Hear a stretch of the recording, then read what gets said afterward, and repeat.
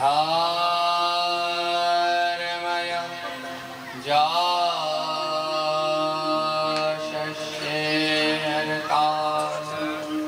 कामायुषजनाय च पञ्चधवीव जनीवत निहामुत्र च मोदते।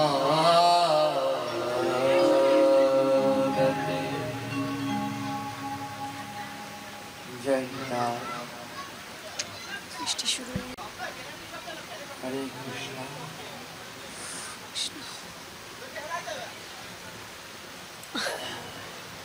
এই শ্লোকে ভগবান কি বললেন? ধর্মায় যশার্থায় কামায় সজনায় চ। বলে ভগবান এই জগতে বললেন কোনো ব্যক্তি যদি তার নিজের অর্থকে বৈধ রাখতে চায়, আমরা যে আয় করি উপার্জন করি সেটা যদি কেউ বৈধ রাখতে চায় তাহলে তার সেই অর্থকে 5 ভাগে ভাগ করতে হয় এবং সেই অর্থটা 5 জায়গায় সেবার কাজে লাগাতে হয়। যদি আমাদের উপার্জিত অর্থ 5 জায়গায় সেবায় না লাগে তাহলে সেই তার অর্থগুলো জমানো থাকলেও তা বৈধ নয় এবং তা অপবিত্র বলে গণ্য হয় এবং তার সেই অর্থ যদি কোনো ভক্তগণ গ্রহণ করে তাহলে তাকে তার ভজন নষ্ট হয়। তো প্রত্যেক মানুষেরই তার অর্থকে 5 ভাগে ভাগ করতে হয়। কোন কোন জায়গায় দিতে হয়? বলে ধর্মায় প্রথম 5 ভাগের 1 ভাগ ধর্ম কাজে ব্যয় করতে হয়। দ্বিতীয়টা যশ, ওই ব্যক্তির যেন যশ সুনাম হয়, সারা বছর ধরে যা আয় হবে তার 1 ভাগ তার যশ সুনামের জন্য ব্যয় করা উচিত। আর তৃতীয় ভাগ তার যা রোজগার, তিনি যা ব্যবসা করছেন যা করছেন যেন তার ব্যবসা আরো বাড়ে, অর্থ আরো বাড়ে, তৃতীয় ভাগ সেইখানে ব্যয় করতে বলা হয়েছে। আর চতুর্থ ভাগ এর কিছু অংশ কি করলেন? নিজের ভোগ, যে 5টা ভাগ করতে বলা হয়েছে, 4 নম্বরে যে অর্থ, 5 ভাগের 4 নম্বরে যে অর্থ, সেই অর্থটা নিজে তার পুত্র পরিজনদের নিয়ে ভোগ করতে বলেছে। আর 5 নম্বরে যে অর্থ সেটা আত্মীয় স্বজনদের অতিথি সেবার জন্য ব্যয় করতে বলেছে। কেউ যদি তার এই অর্থগুলোকে 5 ভাগে ভাগ করে প্রত্যেকটা এমনি এমনি করে সেবায় লাগায় তাহলে তার অর্থগুলো বৈধ। আর যদি সে তার অর্থ শুধু নিজের সেবায় লাগায় তাহলে তার অর্থ অবৈধ। তো অর্থকে 5 ভাগে ভাগ করতে হয়। প্রথম ভাগ ধর্ম কাজে অনুষ্ঠানে ব্যয় করতে হয়, আর দ্বিতীয় ভাগ নিজের যশ সুনামের জন্য ব্যয় করতে হয়, তৃতীয় ভাগ নিজের ভরণ পোষণের জন্য ব্যয় করতে হয়, চতুর্থ ভাগ অতিথিদের সেবায় ব্যয় করতে হয়, আর পঞ্চম ভাগ 5 নম্বর ভাগ নিজের অর্থ যেন আরো বাড়ে সেইখানে ব্যয় করতে হয়।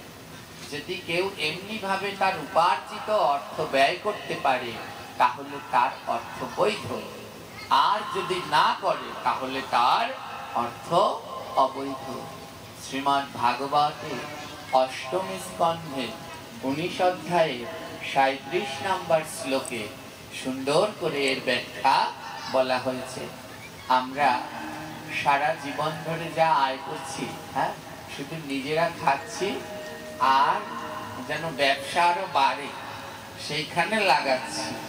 হ্যাঁ, দুটো জায়গায় লাগছে, কিন্তু আরো 3টি জায়গায় এই অর্থটা লাগা দরকার, সেই 3 জায়গায় অর্থটা লাগছে না। আর তার ভিতরে প্রথমটাই হলো ধর্ম অনুষ্ঠানে। হ্যাঁ, নিজেদের অর্থ দিন দিন বাড়ছে, সুখ বিলাস বাড়ছে, কিন্তু সেটা বৈধভাবে নয়। হ্যাঁ, বৈধভাবে নয়। প্রত্যেক ব্যক্তিরই উচিত বছরে একদিন, যার যেমন সামর্থ্য, 2 দিন ভাগবত কীর্তন এগুলো দিয়ে সাধু সেবা, ভক্তদের সেবা করানো। যদি কেউ এমন ভাবে ভাগবত সাধু সেবা দিয়ে তার ওই 5 ভাগের 1 ভাগ যদি ভক্ত সেবায় দিতে পারে, তাহলে তার সেই অর্থটা পরিপূর্ণ রূপে বৈধ। আর যে এমন ভাবে ধর্ম সেবায় সাধু সেবায় ব্যয় না করে, বলে তোমার অর্থ থাকলে কি হবে, ও অর্থ কোনো কাজে লাগলো না। হ্যাঁ, এর জন্য আমাদের প্রভুপাদ একটা বাণীকে বললেন, যার অর্থ লাগে না, মন দিয়ে শুনবেন কি সুন্দর, যার অর্থ লাগে না সাধু গুরু বৈষ্ণব, হ্যাঁ, সাধু গুরু বৈষ্ণব গোবিন্দের সেবায় তার অর্থ ভোগ করে চোর, বেধি, অগ্নি আর রাজায়। বুঝতে পারলেন? যার অর্থ লাগে না সাধু গুরু বৈষ্ণব গোবিন্দের সেবায়, তার অর্থ ভোগ করে চোর, বেধি, অগ্নি আর রাজায়। বলে যে গোবিন্দ সেবার জন্য দেয় না, সাধু সেবার জন্য দেয় না, গুরু সেবার জন্য দেয় না, বলে তুমি ওখানে তো দিলে না, ওই 4 জায়গায় দিলে না, তাই তোমার অর্থ আবার 4 জনে খাবে। কে কে খাবে? প্রথমে খাবে চোর, চুরি করে নেবে। দ্বিতীয়তে খাবে অগ্নি, একদিন না একদিন ঘরে দোকানে আগুন লেগে পুড়বেই পুড়বে। পুড়বে, দেখবেন সত্যি, আমি অনেক মিলিয়ে দেখেছি।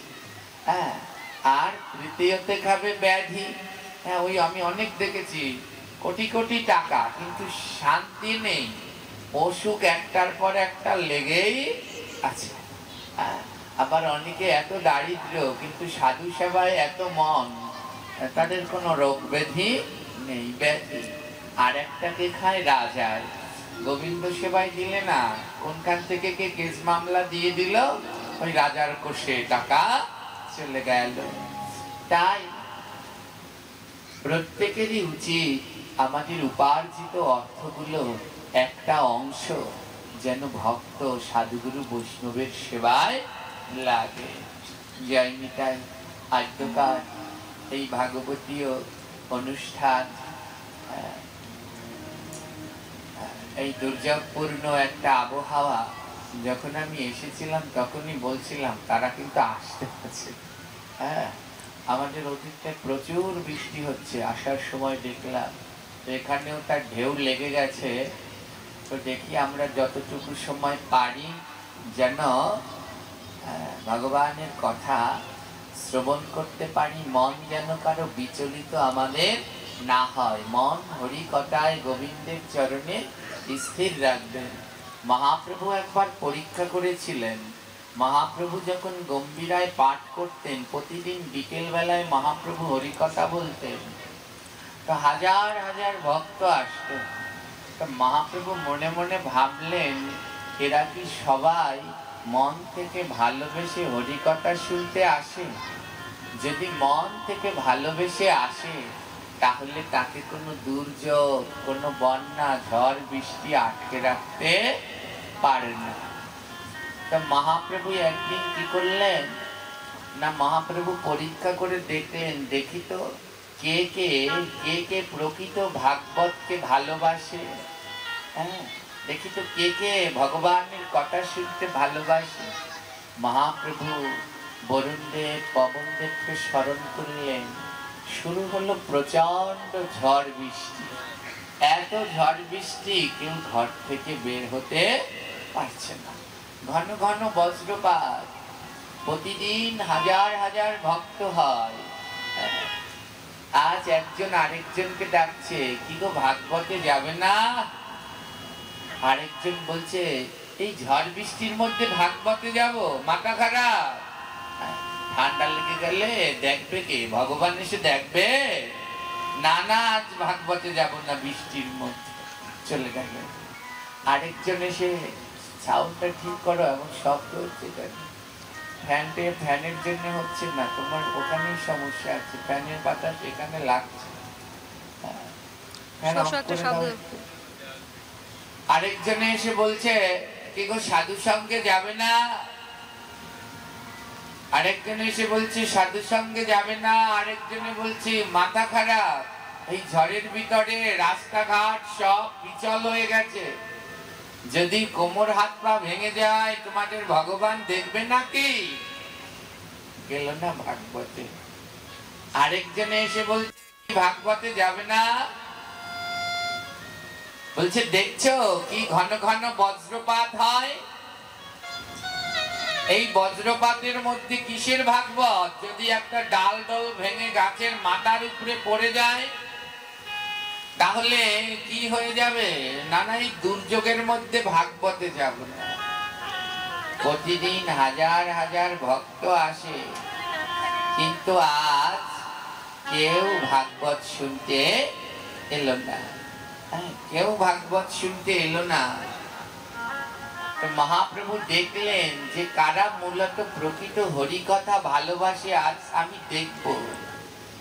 প্রতিদিন শত ভক্তের সমাগম, আজ দুর্যোগ থেকে কেউ সামনের দিকে আগাচ্ছে না। মা কি হলেন জানেন? ওই যে আমি একটা কথা বলি মাঝে মাঝে, কলিযুগে বৈষ্ণব কয়জন? 3.5 জন। রায় রামানন্দ, স্বরূপ দামোদর, শিখি মাইতি আর মাধুরী দেবী। মাধুরী দেবী ছিলেন নারী, তাই অর্ধাঙ্গিনী, অর্ধে।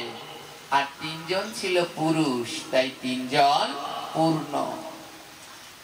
আজ সবাই কি করলেন? হরিকথায় যেতে চাইলেন না। দুর্যোগ দেখে, বৃষ্টি দেখে সবাই পিছে সরে গেলেন। রায় রামানন্দ স্বরূপ দামোদরকে জিজ্ঞেস করলেন, স্বরূপ দামোদর যাবে না হরিকথা? ফ্যান অফ করে দাও, লাগবে না আমার বাতাস এমনি। তো বললেন যাবে না হরিকথায়? স্বরূপ দামোদর বললেন, এ কি বলছো? এ কেমন কথা? ভগবানের কথা শুনতে সাধু সঙ্গে যাব না তো কোথায় যাব? একজনে ডেকে বলছে, আরে ভাই, প্রচুর ঝড় বৃষ্টি, একটা অঘটন ঘটে যেতে পারে। স্বরূপ দামোদর বলছে, জানো, সাধু সঙ্গে ভাগবত পাঠে যেতে গিয়ে যদি রাস্তায় মারা যায়, যদি ওই ভাগবত পাঠে যেতে গিয়ে রাস্তায় মারা যায়, মনে করবে যেখানে মরলাম ওখান থেকে আমার গোলক বৃন্দাবনের রাস্তা শুরু হয়ে যাবে, ওইখান থেকে আমি গোলকের পথে রওনা দিয়ে চলে যাব। আর যদি ভাগবতে না যাই, বাড়িতে গিয়ে বসে থাকি, তাহলে আমার আর গোলকের রাস্তা পাওয়া হলো না। 3 জন রওনা দিলেন, রায় রামানন্দ, স্বরূপ দামোদর আর শিখি মাইতি। গম্ভীরার মন্দিরের ভিতরে মহাপ্রভু হরিকথা বলছে। রায় রামানন্দ, স্বরূপ দামোদর, শিখি মাইতি 3 জনে মিলে ওই গম্ভীরার ছোট্ট ঘরের ভিতরে বসে হরিকথা শ্রবণ করছে। এইদিকে 80 ঊর্ধ্ব মাধুরী দেবী, তার বৃদ্ধ তিনি, হাতে একটা লাঠি, ওই লাঠিটায় ভর দিয়ে মাধুরী দেবী চললেন। 80 ঊর্ধ্ব বয়স, হরিকথা শ্রবণ করতে। সবাই মানা করছে, যেও না, যেও না, এই বয়সে পড়ে গেলে কাদা বৃষ্টিতে তোমায় কে দেখবে? মাধুরী দেবী বললেন, যদি আমি পড়ে যাই, যদি আমি পড়ে যাই, তোমরা কেউ আমার হাত ধরে তুলবে না। যদি আমি পড়ে যাই, তোমরা কেউ আমার হাত ধরে তুলবে না। বলে কেন? বলে তোমরা তুললে তোমরা যদি আমার হাত ধরে তোলো তাহলে আমার গৌর আর আমার কাছে আসবে না, আর তোমরা যদি আমার হাত ধরে না তোলো আমার গৌর এসে আমায় হাত ধরে উঠাবেন গো। আমি পড়ে গেলেও যেন হাত ধরে তুলো না। লাঠিতে ভর দিয়ে দিয়ে বৃদ্ধ মাধুরী দেবী গেলেন হরিকথা শুনতে। প্রচুর বৃষ্টি, মহাপ্রভু তো সন্ন্যাসী, তাই তার নারী বদন দর্শন নিষেধ। তাই মাধুরী দেবীর ওই গম্ভীরার ঘরের ভিতরে ঢোকা নিষেধ ছিল। বাইরের উঠানে দাঁড়িয়ে সেই ডালটি ধরে, হাতের লাঠিটি ধরে দাঁড়িয়ে দাঁড়িয়ে প্রাণ ভরে হরিকথা শ্রবণ করছে। ওমা, সব দিন হরিকথা ভালো লাগে না, যেই দিন অন্তরঙ্গ ভক্ত পাওয়া যায় সেই দিন হরিকথায় বড় আস্বাদন হয়। তাই মহাপ্রভু কি করতেন? অন্তরঙ্গ ভক্ত নিয়া রস আস্বাদন, বহিরঙ্গ ভক্ত নিয়া নাম সংকীর্তন। আজ মহাপ্রভু অন্তরঙ্গ ভক্ত পেয়েছেন। আজ রায় রামানন্দ, স্বরূপ দামোদর, সিকি মাইতি তিনজন তার অন্তরঙ্গ ভক্ত। এই রায় রামানন্দ অন্য কেউ নয়, যিনি দাপর লীলায় সাক্ষাৎ ললিতা সখী ছিলেন। আজ তাদের পেয়ে মনের মতো করে গৌর আমার রাধারানীর কথা বলছে। আর গৌর রাধে রাধে বলতে বলতে নয়ন ধারায় ভেসে যাচ্ছে। স্বরূপ দামোদর, সিকি মাইতি সব যেন আজ নয়ন জলে বিগলিত হয়ে যাচ্ছে। আর আকাশে থেকে বরুণ দেব গৌরের মুখে হরিকথা, তার কাষ্ঠ বৃষ্টি বর্ষণ। আজ গৌরের মুখে, সেই গোবিন্দের মুখে গোবিন্দের কথা শুনে বরুণ দেব যেন আরো অঝোর ধারায় ঝরছে। কারো খেয়াল নেই, বরুণ দেব ঝরছে, মহাপ্রভুর নয়নে জল ঝরছে। রায় রামানন্দ, সিকি মাইতি, স্বরূপ দামোদরের নয়নে জল ঝরছে। জল বাড়তে বাড়তে গম্ভীরার যে উঠানটা ছিল তৎকালীন সময় খুব ঢালা নিচু জায়গা ছিল। জল বাড়তে বাড়তে কি হলো জানেন? ওই জল ধীরে ধীরে বাড়ছে, আর ওই উঠানের মধ্যে তো মাধুরী দেবী বসে বসে দাঁড়িয়ে হরিকথা শুনছে, বসে হরিকথা শুনছে। জল বাড়তে বাড়তে মাধুরী দেবী বসেছিলেন, তো জলে উঠানটা ভরে গেছে।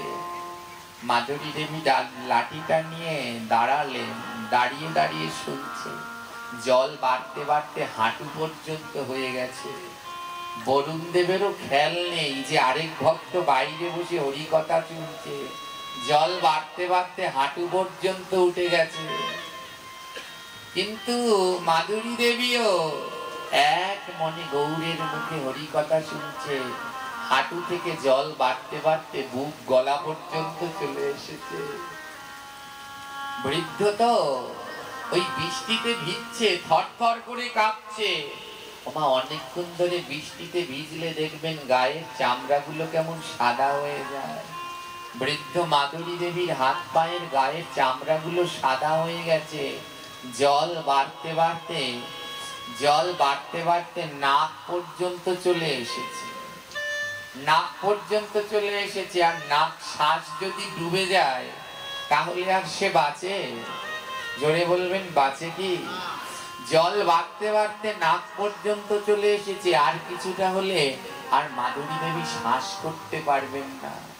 যখন জলটা নাক পর্যন্ত চলে এসেছে, মাধুরী দেবী দুটি হাত জোর করে গৌরের কাছে বলছে, গৌর, তোমার কাছে আমি কোনো দিন কিছু চাইনি, আজ তোমার কাছে একটা জিনিস চাই গো গৌর। জল আমার নাক পর্যন্ত এসেছে, কিন্তু জল যেন আমার কান পর্যন্ত না আসে। বলে, আমার নাক ডুবে গেলে যাক, কিন্তু আমার কানটা যেন জলে ডুবে না যায়। বলে, কানটা যদি জলে ডুবে যায় এমন মধুর কথা আমি কি করে শ্রবণ করব? আমার একটা ইচ্ছা পূর্ণ করো গৌর।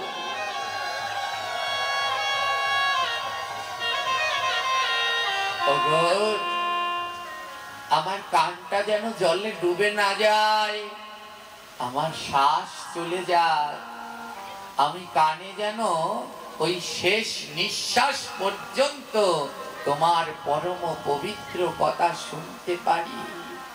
কারো খেয়াল নেই, মাধুরী দেবী ডুবে যাচ্ছেন, জল বাড়তে বাড়তে ডুবে যাচ্ছেন বলে বলে আমার নাক শ্বাস বন্ধ হয়ে যাক, কিন্তু কানের শক্তি যেন আমার বন্ধ না হয়, শেষ পর্যন্ত যেন এই কর্ণে তোমার নাম শুনতে পাই প্রভু। মহাপ্রভু আর থাকতে পারলেন না, ওই গম্ভীরার ঘরের ভিতরে মহাপ্রভু আর থাকতে পারলেন না।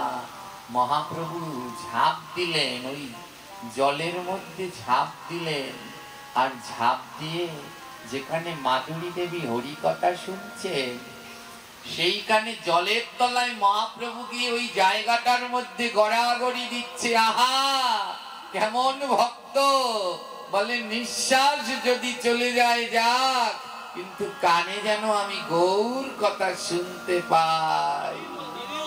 সেদিন বরুণ পবন সমস্ত দেবগণ যেন ওই কাদার মধ্যে গড়াগড়ি দিচ্ছে, আর মহাপ্রভু ভক্ত ভক্ত বলে নৃত্য করছে। আর মহাপ্রভুর তালে তালে মাধুরী দেবীও নৃত্য করছে। নৃত্য করতে করতে ওই যে হাতের লাঠিটা কোন সময় ফেলে দিয়েছে চেতনা নেই। এক পর্যায়ে স্বরূপ দামোদর বলছে, মাগো তুমি যে এতক্ষণ হাতের লাঠিটা ভর করে এখানে দাঁড়িয়েছিলে, তুমি হাতের লাঠি ছেড়ে দিয়েছো, যদি পড়ে যাও কাদার মধ্যে।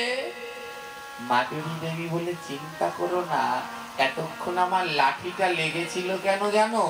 এতক্ষণ আমার পাশে গৌর লাঠি ছিল না, ওই গৌর নামক দণ্ডটা এতক্ষণ আমার পাশে ছিল না, এখন আমার পাশে সাক্ষাৎ গৌর আছে। আর যার পাশে সাক্ষাৎ গৌর থাকে তার কি আলাদা করে আবার একটা লাঠি ধরতে হয়?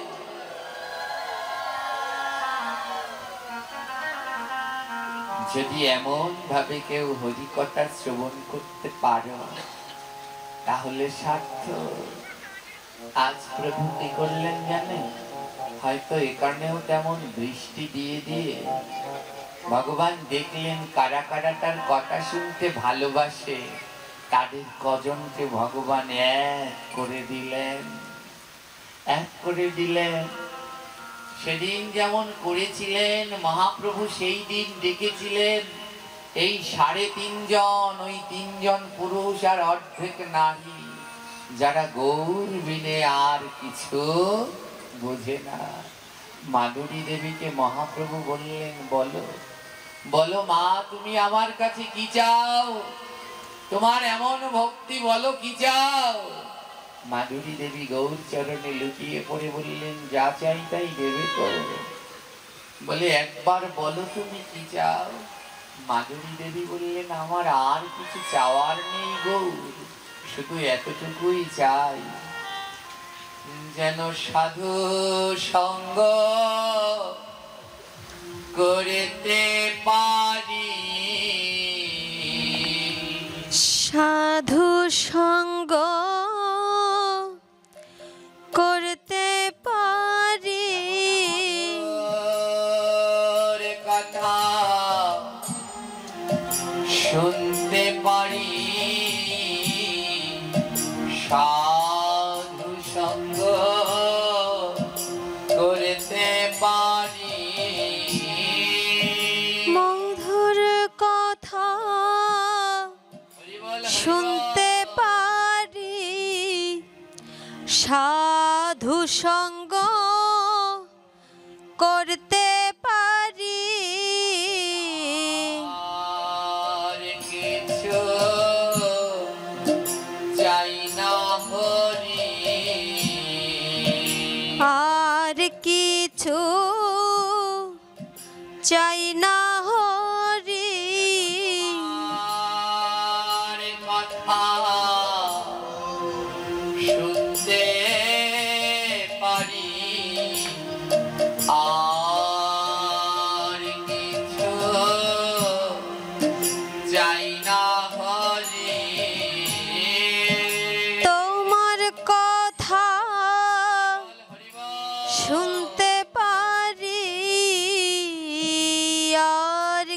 কিছু চাই না হরি।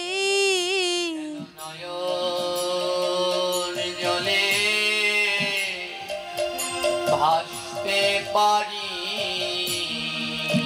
নয়ন জলে ভাসতে পারি, আর ভক্তে বক্ষ ধরি, যেন নয়ন জলে ভাসতে পারি।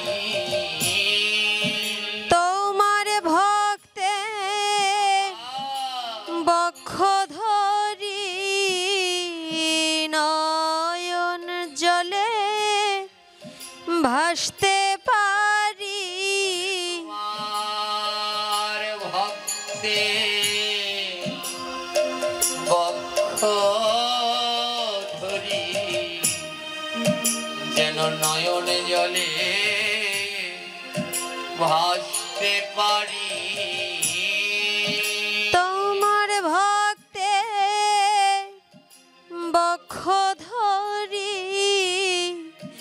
নয়ন জলে ভাসতে পারি। সোনা আমার হরি, এই বাসনা আমার হরি। দিনে যেন সাধু সঙ্গ করে যেতে পারি। এই বাসনা আমার হরি, শেষের দিনে সাধু সঙ্গ করে যেতে পারি। এই বাসনা আমার হরি। যেদিন আমার শেষের দিন আসবে সেদিনও যেন আমি সাধু সঙ্গ করে তারপরে দেহ রাখি। মা, এই কয়দিন যেখানে পাঠ ছিল, এই 7 দিন ধরে আমাদের ওই পটুয়াখালীর ওখানে পাঠ ছিল। জানেন, কালকে ওখানে শেষ পাঠ গেছে। যখন আসার সময় সে একটা কেমন অবস্থা, এই 7 দিনের ভিতরে সবার সাথে এমন ভাবে মিশে গেছে। সে একজন বাবাজি প্রতিদিন ওখানে ভাগবত শুনতে আসতো। ভাবি তার কি ভাগ্য, প্রতিদিন এই 7 দিন সে এসেছে। ঝড় বৃষ্টির মধ্যে সে ভাগবত শুনতে এসেছে। জানেন, কালকেও সে ভাগবত শুনতে এসেছে। আর ভাগবত শুনে রাত্রবেলায় যখন গৃহে গিয়েছে, তার সহধর্মিনীকে বলছে, আমার জন্য খাবার বারো, আমি হাত মুখ ধুয়ে আসছি। খাবার বেড়েছে, কিন্তু ওই খাবার আর খেতে পারেনি। হাত মুখ ধুতে গিয়েই কেমন বুকে যন্ত্রণা উঠেছে। সবাই মিলে ঘরে এনেছে, কৃষ্ণ নাম করতে করতে দেহ রেখেছেন, হাত মুখও ধুতে পারেনি। ভাগবতের সেই পরানো তিলক তার কপালের মধ্যে রয়েছে। ভাবছি তার কত জন্মের সুকৃতি। আহা, তাই একটু প্রাণ ভরে আশীর্বাদ করবেন, যেন এই দেহ সাধু সঙ্গ অন্তে যেতে পারে। যেই দিন গোবিন্দ তুমি নিয়ে যাবে, সেই দিনও যেন এই সাধুগুরু বৈষ্ণবের সঙ্গ করতে পারি। তাদের ধুলাকণা যেন আমার অঙ্গে থাকে। কারণ তোমার পার ঘাটাই তো করি দিতে হবে।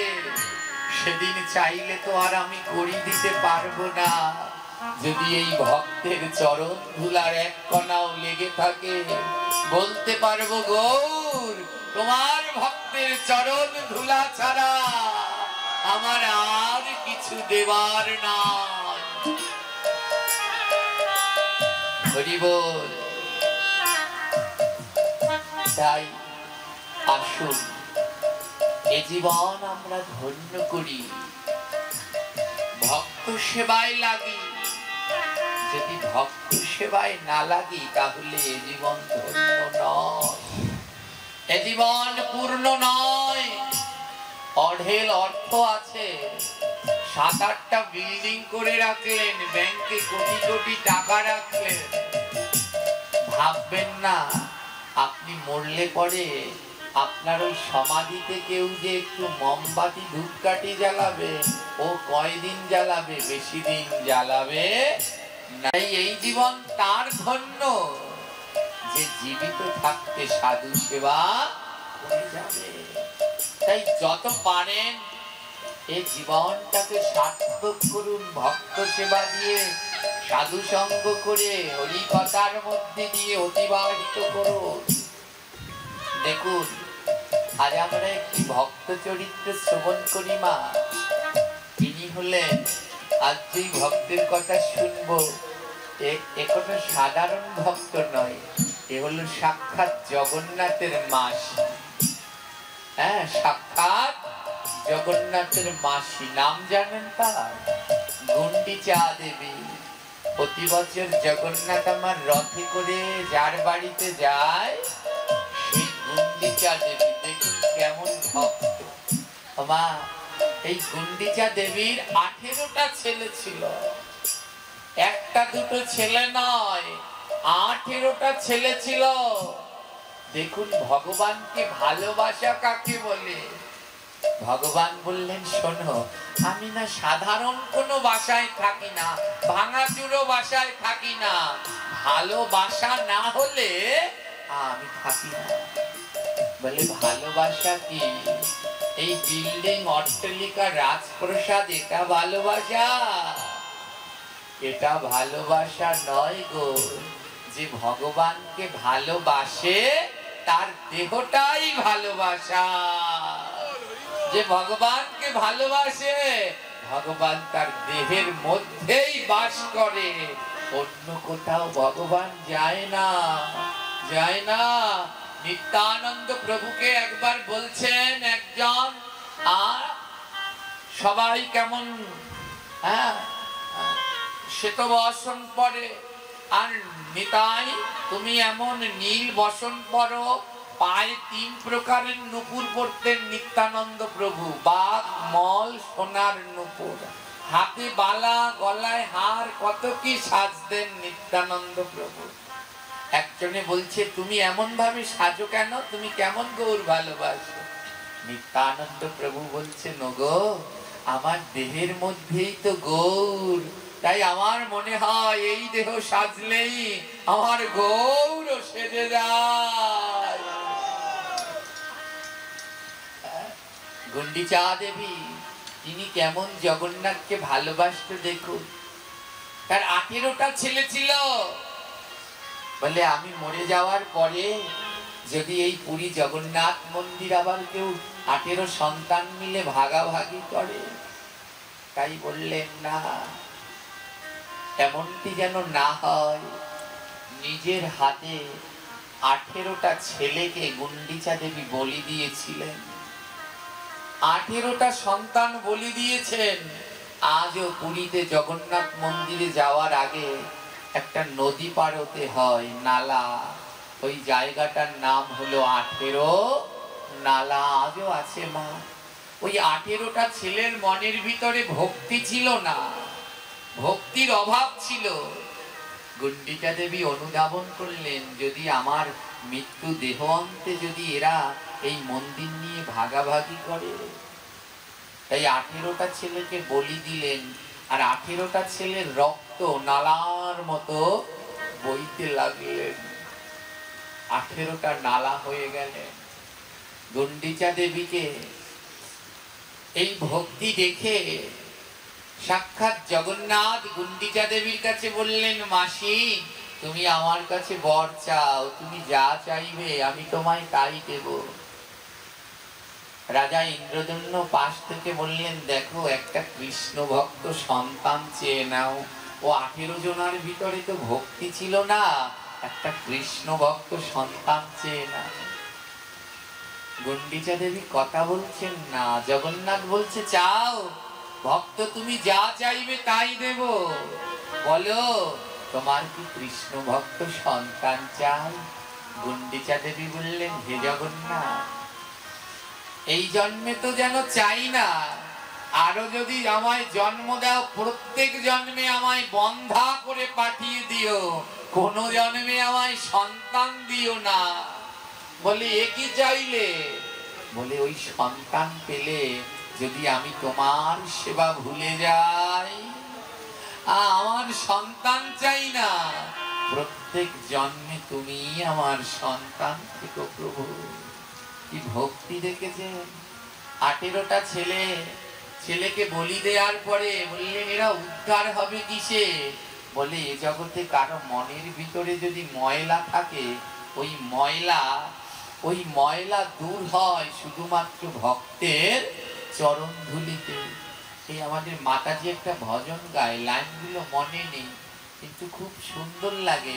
একটা লাইন আছে, সাবান দিলে এ ময়লা যায় না। এই দেহের মধ্যে যে ময়লা, এই সাবান দিয়ে ধুলে যায় না। গুন্ডিচা দেবী 18টা ছেলেকে উদ্ধার করার জন্য কি করলেন জানেন?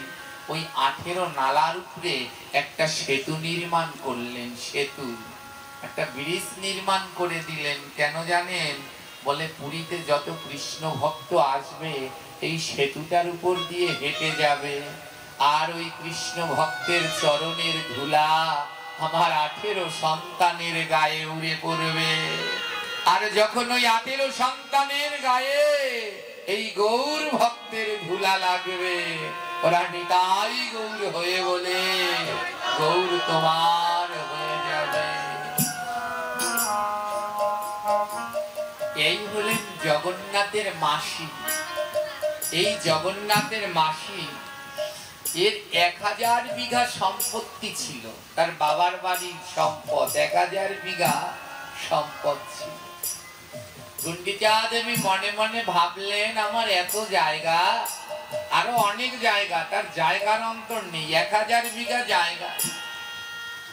তো গুন্ডিচা দেবী বললেন, আমি একটা কাজ করি, আমার এত জায়গা রয়েছে, আমি মৃত্যুর পরে আমার এই জায়গাগুলো দিয়ে কি হবে? ভাবুন একবার, কত অর্থ রয়েছে, অর্থ দিয়ে মৃত্যুর পরে কি হবে? গুন্ডিচা দেবী তাই ভেবেছিলেন, বললে, আমি মৃত্যুর পরে কে ভোগ করবে, কে মারামারি করবে এ নিয়ে, তার থেকে আমি একটা কাজ করি। তার যে জায়গা ছিল, বাবার বাড়ির সম্পদ, তার থেকে 1000 বিঘা জায়গা গুন্ডিচা দেবী বিক্রি করে দিলেন। বিক্রি করে তা দিয়ে জগন্নাথের জন্য গয়না গড়ালেন। হ্যাঁ, বললেন, এই জগন্নাথের জন্য আমি গয়না গড়িয়ে রেখে যাই, যতদিন আমার জগন্নাথ থাকবে এই গয়নাগুলো আমার জগন্নাথ পরবে। দেখেছেন ভক্তদের চিন্তা?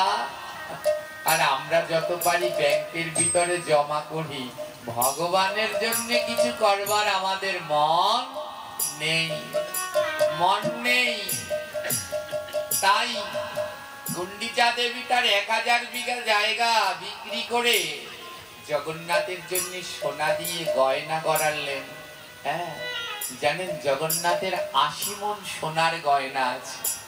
যেদিন জগন্নাথ সাজেন 80 মণ সোনার গয়না দিয়ে, তার এই বড় বড় পা আছে, এমনি তার পা নেই, কিন্তু সোনা দিয়ে তার পা বানিয়ে দিয়েছে। তার বিশাল বিশাল সোনার চূড়া, এক একটা জগন্নাথের রথের পরে, উল্টো রথের পরে স্বর্ণবেশ হয়। ওটা যদি কেউ দেখেন তাহলে বুঝবেন কি সোনা জগন্নাথের রয়েছে। তো গুন্ডিচা দেবী জগন্নাথের জন্য বিভিন্ন ধরনের অলংকার বানালেন। হ্যাঁ, মাথার চূড়া বানালেন, হাতে বালা বানালেন, পায়ে নুপুর বানালেন, কোমরের বিছা বানালেন। তো পা তো আর নেই, তার জন্য সোনা দিয়ে দুটো বড় বড় পাও বানিয়ে দিয়েছেন। তার জন্য সেই পায়ে যেন নুপুর পড়তে পারে, নুপুর বানালেন। হ্যাঁ, কত অলংকার, কোনো অলংকারের শেষ নেই। হাতের জন্য, আঙ্গুলের জন্য আংটি বানালেন। আংটি জগন্নাথ এবং বলরামের জন্য দুটো আংটি বানালেন হিরে দিয়ে। কি দিয়ে? হিরে, খুব দামি দুটো আংটি বানালেন হিরে দিয়ে। আরো কত গয়না, এই সব গয়না দিয়ে আজ গুন্ডিচা দেবী বললেন এগুলো আমি রেখে যাই, ওই জায়গা টাকা পয়সা রেখে গেলে ওরা মারামারি করে খাবে, কিন্তু এগুলো আমার জগন্নাথের সম্পদ, আমি মরে যাব তাতে কি, আমার জগন্নাথ এইগুলো দিয়ে সাজবে। এমন বাসনা একজনারও হয়েছে মা, এখানে একজনারও হয়েছে। আরো 2 বড়ি পারলে বানিয়ে রেখে যান, আর মরার পরে ওই ভাইয়েরা ও নিয়ে মারামারি করবে। হ্যাঁ, মরে গিয়েও শান্তিতে থাকতে পারবেন না, ওপারে গিয়েও শান্তিতে থাকা যাবে না। আর ওটা যদি জগন্নাথ গৌর গোবিন্দের সেবার জন্য হতো, গুন্ডিচা দেবী নিজের হাতে গয়না বানিয়ে আজ পান্ডাদেরকে বলছে, পান্ডাগণ আমার মনে বড় বাসনা জেগেছে। কি বাসনা জানো? আজ আমি নিজের হাতে জগন্নাথকে সুন্দর করে সাজাতে চাই।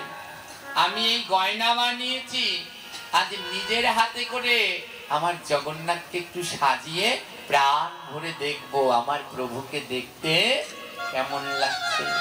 হ্যাঁ, পান্ডারা বলছে, হে রানীমা আপনি তাড়াতাড়ি করে জগন্নাথকে সাজিয়ে দিন, কারণ জগন্নাথের যে পুজোর সময় হয়ে গেছে। রানীমা আজ মনের মতো করে জগন্নাথকে সাজাচ্ছে। কি বলে জানেন? হরে কৃষ্ণ হরে কৃষ্ণ কৃষ্ণ কৃষ্ণ হরে হরে, হরে রাম হরে রাম রাম রাম হরে হরে। হরে কৃষ্ণ হরে কৃষ্ণ কৃষ্ণ কৃষ্ণ হরে হরে, হরে রাম হরে রাম রাম রাম হরে হরে। এই যে কয়জনের নাম করছে এই কয়জন সব আমাদের লোক, যে কয়জনে করছে আমাদের লোক। আপনাদের এখানের কেন করছেন না? কারো মুখ বন্ধ নয়। গোবিন্দের নাম করলে পাপ হয়, জোরে বলুন পাপ হয় কি? তাহলে কেন সবার মুখ বন্ধ? ভগবানের এই নাম কি আস্তে আস্তে করতে আছে? গায়ে যত শক্তি আছে তাই দিয়ে করতে হয়। ওগো, আমরা তো পারবো না রানী মায়ের মতো সর্বস্ব দিয়ে জগন্নাথকে সাজাতে, একটু নাম দিয়ে তো সাজাও। এই নাম করতেও কার্পণ্যতা, এই নামটা উচ্চস্বরে বলো, উচ্চস্বরে নাম করো, আর চোখ বন্ধ করে দেখো না কেমন করে রানীমা সোনার অলংকার দিয়ে জগন্নাথকে সাজাচ্ছে। তাই মদন খোলো, কেউ বন্ধ নয়, সবাই হরে কৃষ্ণ হরে কৃষ্ণ কৃষ্ণ কৃষ্ণ হরে হরে, হরে রাম হরে রাম রাম রাম হরে হরে।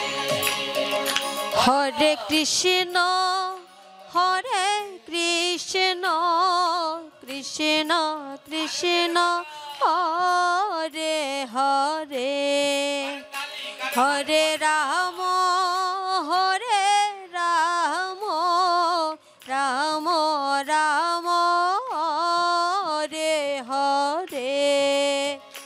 আমার কৃষ্ণের পায়ে সোনার নুপুর, রুনু ঝুনু রুনু ঝুনু বাজিতাছে, কৃষ্ণ পূজার সময় হইয়াছে। হরে কৃষ্ণ হরে কৃষ্ণ কৃষ্ণ কৃষ্ণ হরে হরে, হরে রাম হরে রাম রাম রাম হরে হরে। আমার কৃষ্ণের কোমরে সোনার বিছা, ছম ছম ছম ছম কাছে কৃষ্ণ পূজার সময় হইয়াছে। হরে কৃষ্ণ হরে কৃষ্ণ কৃষ্ণ কৃষ্ণ হরে হরে হরে রাম হরে রাম রাম রাম হরে হরে। আমার কৃষ্ণের গহলে বনমালা হেলিয়া দুলিয়া দুলতাছে কৃষ্ণ পূজার সময় হইয়াছে।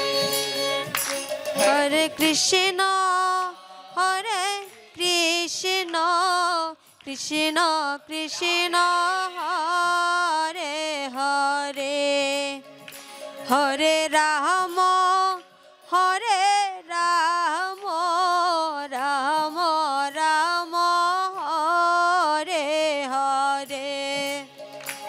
আমার কৃষ্ণের হাতে সোনার বালা ছম ছম ছম ছম বাজিতাছে কৃষ্ণ পূজার সময় হইয়াছে। হরে কৃষ্ণ হরে কৃষ্ণ কৃষ্ণ কৃষ্ণ হরে হরে হরে রাম হরে রাম রাম রাম হরে হরে। আমার কৃষ্ণের হাতের মোহনে বাসি রাধা রাধা বলিয়া বাজতাছে কৃষ্ণ পূজার সময় হইয়াছে। হরে কৃষ্ণ হরে কৃষ্ণ কৃষ্ণ কৃষ্ণ হরে হরে হরে রাম হরে রাম রাম রাম হরে হরে। আমার কৃষ্ণের মাথায় মোহনী চূড়া রাধার দিকে হেলে পড়তাছে ভক্ত গণে জয় দিয়াছে। হরে কৃষ্ণ হরে কৃষ্ণ কৃষ্ণ কৃষ্ণ হরে হরে হরে রাম হরে রাম রাম রাম হরে হরে। আর রানী গুন্ডিচা দেবী জগন্নাথকে মনের মতো করে সাজাচ্ছে। পায়ে নুপুর পরালেন, হাতে বালা পরিয়ে দিলেন, কোমরে বিছা দিলেন, গলায় কত সুন্দর হার, মাথায় মুকুট, আমার সব কিছু পরালেন। শুধু একটা অলংকার পরাতে পারছে না। বলতে পারেন জগন্নাথকে কোন অলংকারটা পরানো যায় না? হ্যাঁ, জোরে বলুন। আংটি। সব পরাতে পারছে, কিন্তু কি পরাতে পারছে না? হাতে বালাও পরিয়েছে, কিন্তু আংটি পরাবে কোথায়? কারণ হাত তো আছে, আঙ্গুল। কিন্তু বড় সাত করে আংটি দুটি বানিয়েছে। কি দিয়ে বানিয়েছে? হীরা, দামি হীরা দিয়ে আংটি দুটি বানিয়েছে। রানী গুন্ডিচা দেবীর মন খুব খারাপ, হলে না, এত দামি হীরা দিয়ে আংটি বানালাম, সবই পরালাম, শুধু আংটি দুটি পরাতে পারলাম। পান্ডারা বললেন, রানীমা এবার আংটির কি হবে? রানীমা বললেন, রানীর মনে তো অনেক ভক্তি, জগন্নাথের মাসি হওয়া কি চারটিখানি কথা, সবাই কি আর হতে পারে? রানীমা বললেন, যদি আমি আমার জগন্নাথকে ভালোবাসি, তবে একদিন না একদিন আমার আংটি জগন্নাথ পরবেই পরবে। এই বলে আংটি দুটো জগন্নাথের চরণের কাছে রেখে দিল। ও জগন্নাথ, ও বলরাম, তোমরা একদিন কিন্তু আমার এই আংটি দুটো পরো। এই জগতে সবাই বলে জগন্নাথ ছোট, তার হাত নেই। রানীমা বলছে, ওই লোকগুলো জানে না যারা বলে জগন্নাথের হাত নেই। জগন্নাথের যদি হাত না থাকে তাহলে আমাদের মতো পাপীদের মুখে কে অন্ন তুলে দেবে? তিনি তো বিশ্বের দাতা, তিনি দিচ্ছে বলেই তো আমরা পাচ্ছি। আংটি দুটো একটা জগন্নাথের চরণের কাছে রাখলেন, আর একটা বলরামের চরণের কাছে রাখলেন। আর প্রতিদিন রানীমা এসে সকালবেলা ওই আংটি দুটো দেখে, জগন্নাথ আমার আংটি কবে পরবে, কবে পরবে। এইদিকে রানীমা প্রতিদিন কাঁদে আর বলে, জগন্নাথ তোমার ওই হাত দুটো আমায় দেখিও। মনে রাখবেন ওমা গোবিন্দের কটা চরণ আছে? ভগবানের চরণ কয়টা? কটা তুলসীদান ভগবানের চরণে? দুইটা, তাই না? দুটো চরণ আমরা দেখতে পাই, কিন্তু গোবিন্দের চরণ হলো তিনটি। হ্যাঁ, যে ওই তৃতীয় চরণ দেখতে পারবে তার জীবন ধন্য। কে দেখতে পেরেছে জানেন? হ্যাঁ, বলি মহারাজ। হ্যাঁ, তার মাথার উপরে পড়েছিলেন ভগবানের তৃতীয় চরণ। একটা চরণ উপরের দিকে, একটা নিচে। ভগবান আরেকটা চরণ বের করলেন, বলে তৃতীয় চরণ রাখার জায়গা দাও। বলি মহারাজ মাথা পেতে দিলেন, না ওইখানে রাখো। তাই আজও বলি মরেনি, অমর। তিনি রয়েছেন শীতল লোকে, ভগবানের চরণ পেয়েছে। তাই গোবিন্দের চরণে মূলত তিনটি তুলসী দেওয়া উচিত। হ্যাঁ, তিনটি দেওয়ার পরে যত খুশি দিতে পারেন, কোনো গণবাচা নেই। যত তুলসী দেবেন ততই প্রভু খুশি। আর কে পেলেন সেই চরণ? কালীয় নাগ পেলেন। হ্যাঁ, কালীয় নাগের কি ভাগ্য! হ্যাঁ, কালীয় নাগ সেই চরণ পেলেন।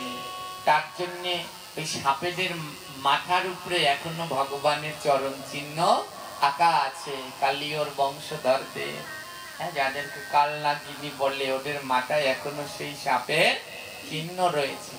হ্যাঁ, এইখানে এই ঘাগর, হ্যাঁ, সাপের কথা বলছি তো, এই ঘাগরে মা মনসার একটা মন্দির আছে। হ্যাঁ, যিনি মা মনসার পরম ভক্ত বিজয় গুপ্ত, তিনি তিনটা মন্দির প্রতিষ্ঠা করেছিলেন।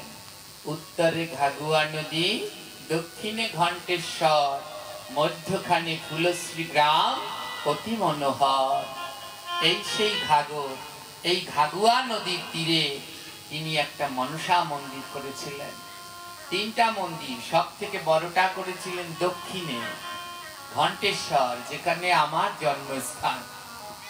যেই বাড়িতে আমি থাকি ওইখানেই একটা মনসা মন্দির বিজয়গুপ্ত প্রতিষ্ঠা করেছিলেন। ওইখানে এক সময় পিতলের মনসা মূর্তি ছিল, যা আমার থেকেও নাকি লম্বা ছিল। সোনার চোখ ছিল মা মনসার, এক একটা সোনার চোখ নাকি আধা কেজি ওজন ছিল। হ্যাঁ, কিন্তু কালের বিবর্তনে এখন কিছুই নাই। ওটা বড়টা দক্ষিণে, মধ্যখানে ফুলশ্রী গ্রাম মানে গইলা, যেটা এখন গইলা বললে ওটার নাম হলো ফুলশ্রী গ্রাম। যদি গৌরনদী যান দেখবেন রাস্তার পাশে এখনো লেখা আছে ফুলশ্রী। হ্যাঁ, ওটা ফুলশ্রী। আর ওটা মধ্যখানে মধ্যটা করেছিল আর ছোটটা করেছিল এই ঘাগরে। হ্যাঁ, তো মা মনসা তিনি একজন পরম বৈষ্ণবী। কিন্তু দুঃখ কি জানেন, এখনো মা মনসার কাছে বলি দেয়া হয়। বলি দেয়া হয়, এগুলো মহা মহা অপরাধ। যারা এই বলি দেয় তাদের বংশে বাতি দেওয়ার জন্যও কেউ থাকে না। আজ এবং কাল তাদের বংশ রক্ষা করার জন্য কেউ থাকবে না। বলে মনসা মঙ্গলের ভিতরে যে বলির কথা লেখা আছে, হ্যাঁ, ওই যে চন্দ্র সদাগর বাঁচিয়া বাঁচিয়া বলির জিনিস কিনছে। এই বলি কি একবারও ভেবেছেন? এই বলি নিরীহ পশু বলি নয়। চন্দ্র সদাগরের মনের ভিতরে ছিল অহংকার। তার অহংকারের ফলে তিনি মা মনসাকে পুজো করেন। হ্যাঁ, বলে মায়ের কাছে ওই ছাগলটাকে বলি নয়, মায়ের কাছে রাজহাঁস বলি নয়। হ্যাঁ, হাঁসেদের মনে হিংসা বেশি। বলে রাজহাঁস নয়, তোমার মনের হিংসাকে বলি দাও। পাঠা ছাগলের মনে কামনা বেশি, ওই পাঠা ছাগল নয়, নিজের কামনাকে বলি দাও। মহিষের ক্রোধ বেশি, মহিষ নয়, নিজের মনের জমানো ক্রোধকে বলি দাও। ওই যে মনসা মঙ্গলের ভিতরে পড়েন বাঁচিয়া বাঁচিয়া কেনে, ওগুলো কি জানেন? নিজের মনের ভিতরের সেই কামনা, ক্রোধ, অহংকার চন্দ্র সদাগর বেছে বেছে মায়ের কাছে সব বলি দিয়ে তার পুজো দিলেন। এই পুজো ওই বলি নয় গো, কোন মা পারে না। এক মা কালী, মা মনসা, সে শুধু আপনার আমার মা নয়, জগতের সবার মা। কোন মা তার সন্তানকে হত্যা করতে দেখতে পারে না, পারে না। ওই যে এর আগে কোথায় যেন পাঠ করলাম, সেখানে বলির কথা বলেছি, কোন ইউটিউব চ্যানেলে যেন ছেড়েছে, তো ওইখানে আমারই এত গালাগালি করেছে কমেন্টে, বলে এরা শুধু বলির সময় এই কথা বলে, বিয়ের সময় বলে না কেন? হ্যাঁ, আমরা সব সময় বলি, কোনো জায়গায় কোনো জীবকে হত্যা করতে নেই। এই কথা বললে পরে এরা আবার বলে এই নিরামিষ যারা খায় তারা শাকসবজি কাটে, এগুলো জীব হত্যা হয় না। ওরে, শাকসবজি খাওয়ার অনুমতি ভগবান দিয়েছে, তোমরা তো গীতা খোলনি, তা কি করে জানবে? গীতায় ভগবান 4টা জিনিস খাওয়ার অনুমতি দিয়েছে, পত্রম, পুষ্পম, ফলম, তয়ম। পাতা, ফুল, ফল আর জল, এই 4টা জিনিস বৈধ, আর গুলো করে দিলেন অবৈধ। হ্যাঁ, দয়া করবেন, এই বলি বন্ধ করবেন, এগুলো মহা মহা অপরাধ। মনে রাখবেন, যারা বলিতে 1 পয়সা চাঁদা দেবেন, ওই বলির পুজোয় অংশ করবেন, একটা ফুল বেল পাতাও তুলে দেবেন, আজ এবং কাল তাদের বংশে বাতি দেওয়ার কেউ থাকবে না।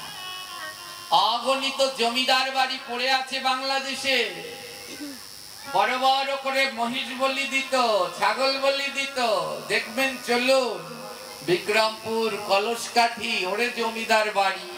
এক একটা জমিদার বাড়ি দেখলে ভয় করে, কত শত হাজার হাজার কোটি টাকা লেগেছিল ওই বাড়িগুলো তৈরি করতে, বাড়িগুলো পড়ে আছে। আজ তাদের ওই বাড়িতে একটা বাতি জ্বালানোর লোক নেই। কত নাম করে পুজো দিয়েছিল, কালী পুজো, জগদ্ধাত্রী পুজো।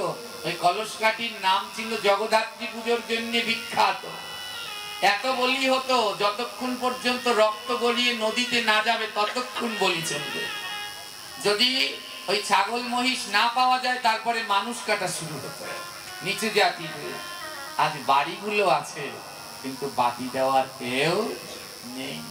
হ্যাঁ, তো এমনটি করবেন না কোনোদিন। কোনোদিন মা এতে সন্তুষ্ট নয়। সবাই বলে, হ্যাঁ সে কাঁচা খায়। কি সে কাঁচা খায়? হ্যাঁ, তোমার মুখে যাহা মিঠা লাগে তাহাই দিও গোবিন্দের ভোগে। মা মনসা আমার গোবিন্দের সেবা করে, তারাও চায় গোবিন্দের প্রসাদ পেতে। আজ যেখানে ছিলাম সেখানে আবার সেইখানটাই ফিরে যায়। এইদিকে মা সেই রানী গন্ডিচা দেবী প্রতিদিন কান্না করে জগন্নাথের কাছে, তুমি একদিন হলেও আমার আংটিটা পরো জগন্নাথ, আমি বড় সাধ করে বানিয়েছি। হ্যাঁ, অন্যদিকে ওই পুরীতে আরেকজন ভক্ত ছিল, তার নাম হলো পরমেষ্টি। কি নাম? পরমেষ্টি। ওই পরমেষ্টি ছিল মিষ্টির দোকান। হ্যাঁ, মিষ্টি বানাতে খুব সহজ সরল পরমেষ্টি ভক্ত। পরমেষ্টি, এই পরমেষ্টির যিনি সহধর্মিনী, হ্যাঁ, তার নাম জগদ্ধাত্রী। তার 2 সন্তান, অনন্ত এবং বল্লভ। এই 4 জনের তার সংসার। তার মিষ্টি ছিল খুব বিখ্যাত, তো সবাই তার দোকানের মিষ্টি কিনে খুব ভালোই চলছে। হঠাৎ একদিন পরমেষ্টির মনে হলো, আহা, আমি এত মিষ্টি বানাই, কিন্তু ভক্ত সেবায় যদি না লাগে তাহলে আমার এই মিষ্টি বানিয়ে কি লাভ? তাই পরমেষ্টি কি করলেন, বলে আজ থেকে আমার এই মিষ্টি যেন ভক্তদের সেবায় লাগে। তাই দোকানের সামনে একটা কাগজে লিখে দিলেন, যারা কৃষ্ণ ভক্ত, যাদের গলায় তুলসীর মালা আছে, তিলক আছে, তারা যদি আমার দোকান থেকে মিষ্টি খাও, আমি কোনো টাকা নেব না। হ্যাঁ, দেখুন ভক্ত সেবায় কি মন। বললেন আমি মিষ্টি বিক্রি করি, কিন্তু সব তো অভক্তদের সেবায় লাগে, ভক্তরা হয়তো কিনে খেতে পারে না। তাই কাগজে লিখে দিলেন, যারা কৃষ্ণ ভক্ত, গলায় তুলসীর মালা আছে, তিলক আছে, তারা যদি এ দোকানের মিষ্টি খায়, তাহলে ওই দুষ্টু লোকগুলো গলায় মালা তিলক পরে একটু পরপর পরমেষ্টির দোকানে যাচ্ছে, আর ওই ফিরিতে গিয়ে সব মিষ্টি খেয়ে নিচ্ছে।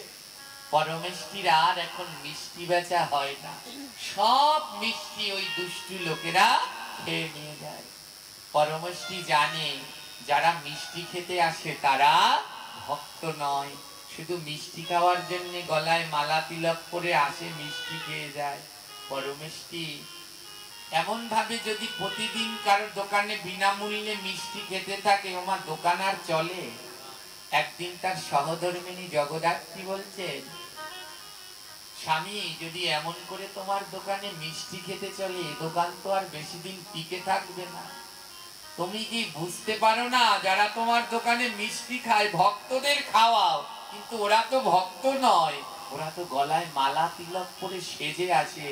পরমেষ্টি বলে, দেখো জগদ্ধাত্রী, যদি ওরা মিষ্টির লোভে অন্তত মালা তিলক পরে, তাহলেও আমার মিষ্টি খাওয়ানো ধন্য হয়ে যাবে।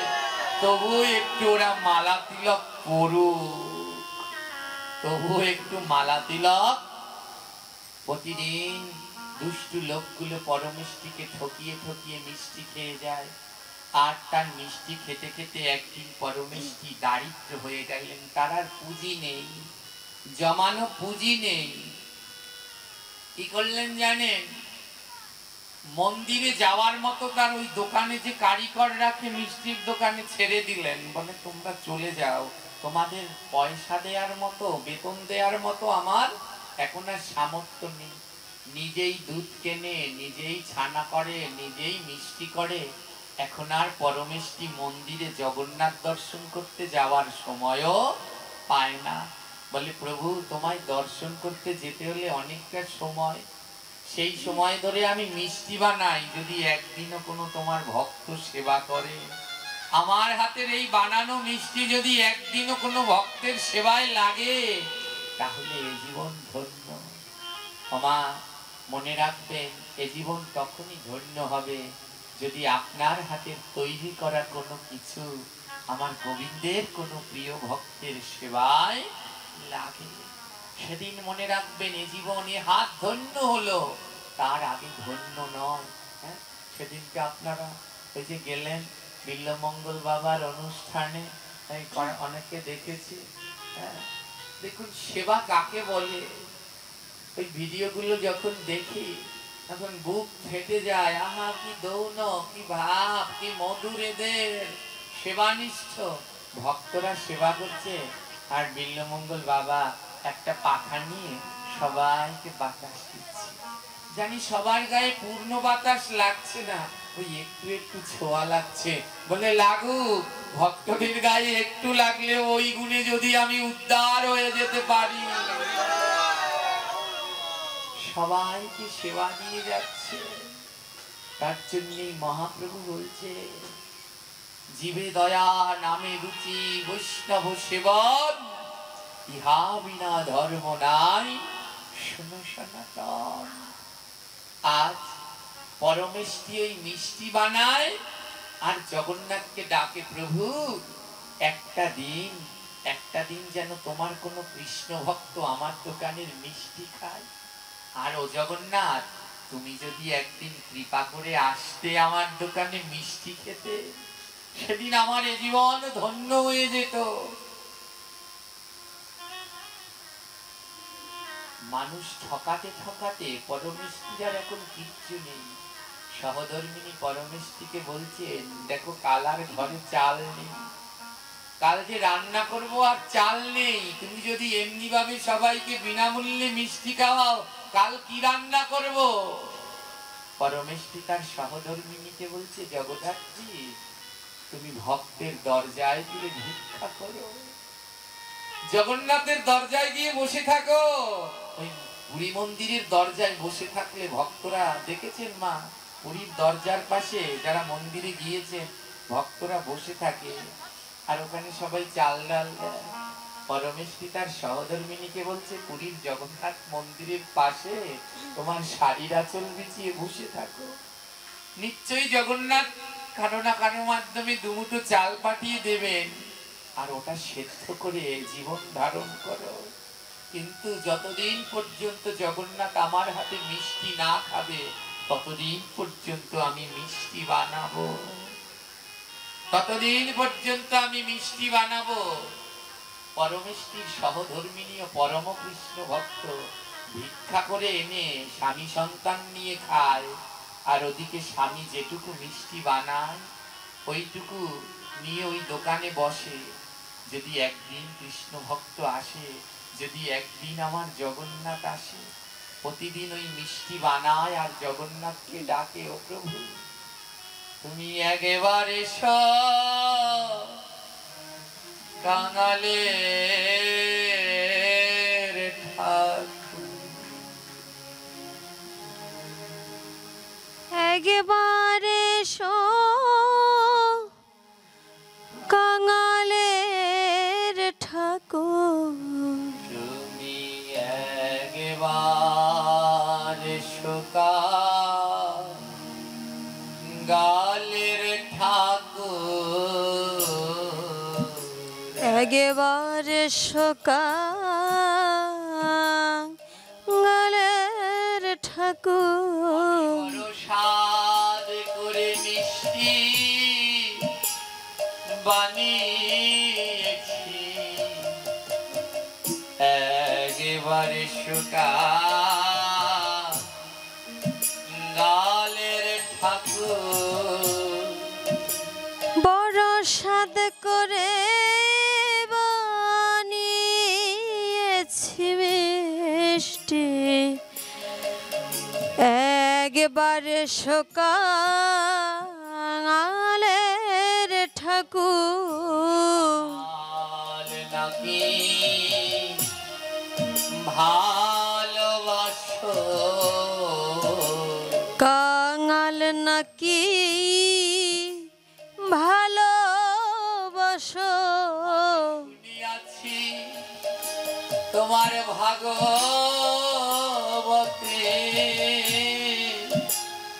কাঙাল নাকি ভালোবাসো, শুনিয়াছি ভাগবতে, কাঙাল নাকি ভালোবাসো। ভাগবতে শুনেছি তুমি নাকি কাঙাল ভালোবাসো। যদি কাঙাল তুমি ভালোবাসো তবে শোনো জগন্নাথ, আমার মতো কাঙ্গাল নাই রে, আমার মতো কাঙাল নাই রে,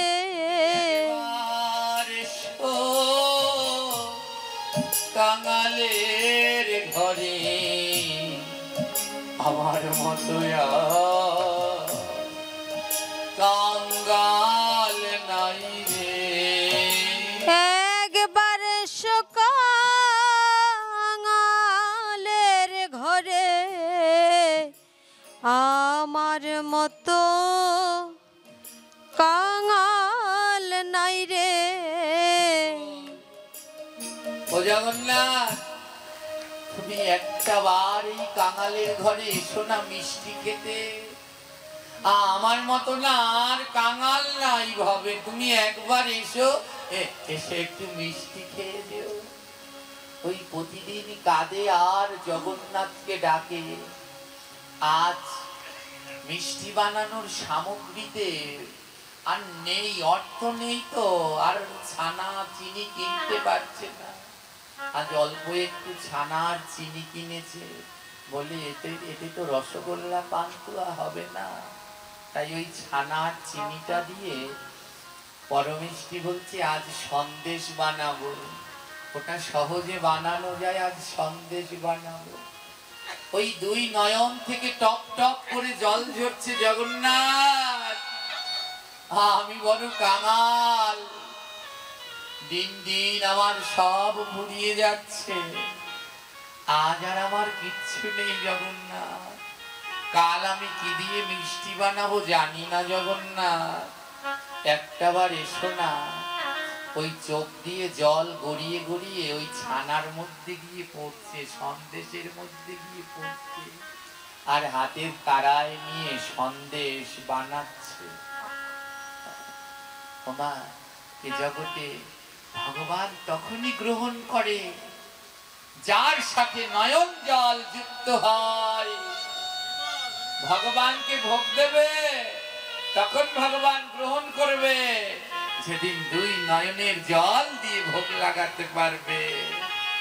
নাম করবে ভগবান সেদিন নাম গ্রহণ করবে যেদিন নাম করার সময় দুই নয়নে জল ঝরবে। ভাগবত শুনছ, সেদিন তোমার ভাগবত প্রভু গ্রহণ করবে যেদিন ভাগবত শ্রবণের সময় দুই নয়নে হাগৌর হানিতাই বলে অঝোর ধারায় বিগলিত হবে। আজ পরমেষ্টি গোবিন্দের জন্য সন্দেশ বানাচ্ছে না, আর নয়ন থেকে জল ঝরছে। ভগবান বললেন নয়নের জল, ওতে আমি বড় বাধা পড়ি গো, এই জগতে আমায় আর কিছু দিয়ে বাধা যায় না। জগন্নাথ কৃষ্ণ গোবিন্দকে আর কিছু দিয়ে বাঁধতে পারবেন না। দড়ি সিন্ধুক তালা বন্ধ করে তাকে রাখা যায় না, তাকে বাঁধা যায় একটা, সেটা হলো দুই নয়নের। আজ ওই সন্দেশ বানাচ্ছে, ভক্তের চেতনা নেই। হা জগন্নাথ এসো, হা জগন্নাথ এসো, হা জগন্নাথ এসো। নয়ন থেকে জল ঝরে ঝরে সন্দেশের মধ্যে পড়ছে। ভক্তের এই নয়ন জল মিশ্রিত সন্দেশের লোভ আর জগন্নাথ সামলাতে পারলেন না। দাদা বলরামকে বললেন, দাদা দেখ আমার ভক্ত কেমন নয়নের জল দিয়ে সন্দেশ বানাচ্ছে। ও দাদা, কত মিষ্টি তো খেলাম যশোদার ঘরে, কত ছানা মাখন তো খেলাম, কিন্তু নয়নের জল দিয়ে তো কেউ বানিয়ে দেয়নি।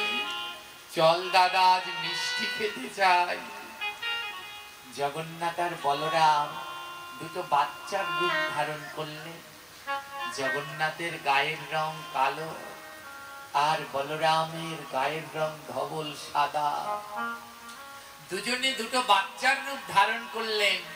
বোন সুভদ্রা বলছেন, দাদা আমাকে নিবি না? জগন্নাথ বলরাম বলছে, ও বোন, যদি আমরা তিনজনেই মন্দির ছেড়ে যাই তা মন্দির দেখবে কে? তুই মন্দিরে থাক, আর আমরা দুই ভাই মিষ্টি খেয়ে তোর জন্য আবার মিষ্টি নিয়ে আসবো। বোন সুভদ্রা বলে, ও দাদা, তোরা তো প্রতিদিন এমন করে জগন্নাথ হয়ে থাকিস, আজ কত সুন্দর এই দেহ ধারণ করেছিস, তা রানীমা তো আংটি বানিয়ে রেখেছে, ওই বিগ্রহে তো আংটি পরা যায় না, আজ একটু আংটি দুটো পরে যা না দাদা। সেই চরণের কাছে রাখা হীরার আংটি একটা জগন্নাথকে পরিয়ে দিলেন সুভদ্রা বোন, আর একটা বলরামকে। দুই ভাই হীরার আংটি পরে, ছোট বালকের রূপ ধারণ করে পরমেষ্টির দোকানে মিষ্টি খেতে গেলেন। আর পরমেষ্টির দোকানে গিয়ে ডাকলেন, বাবা, ও বাবা। পরমেষ্টি বললেন, এমন করে আমায় বাবা বলে কি ডাকছে? আমার ছেলেরা তো বাড়িতে, আমার দোকানে তো আসে না, কি ডাকছে? ভুল শুনছি বোধহয়। আবার ডাকছে, ও বাবা, বাবা। পরমেষ্টি সামনের দিকে তাকিয়ে দেখে দরজার সামনে দুটো ছেলে দাঁড়িয়ে আছে, একটা কালো রঙের ছেলে, আরেকটা সাদা রঙের ছেলে। পরমেষ্টির বুকের ভিতর উথাল পাতাল করছে, আহা আমার চেনা চেনা লাগে যেন চেনা চেনা লাগে যেন আয় যেন দেখেছিল এমন চেনা চেনা লাগে যেন কোথায় যেন দেখেছি গো চেনা চেনা লাগে যেন এই ছেলে দুটোকে বড় চেনা লাগছে আমার কেন জানি মনে হয় ওরাই আমার আপন জন গো ওরাই আমার আপন জন গো জন্মে না জন্মে জন্মে কানাই বলাই আমার আপন জন গো এ জন্মে নয় জন্মে জন্মে কানাই বলাই আমার আপন জন রে বলছি এই ছেলে দুটোকে দেখে মনে হয় এরা আমার আপনজন আমার অনেক দিনের চেনা দৌড়ে গিয়েছে ছেলে দুটোর দিকে তাকিয়ে চোখ আর ফেরাতে পারছে না ও বাবা তোদের নাম কি কালোটা বলছে আমার নাম কানাই আর সাদাটা বলছে আমার নাম বলাই আহা নামও কানাই বলাই আর দেখতেও যেন কানাই বলাই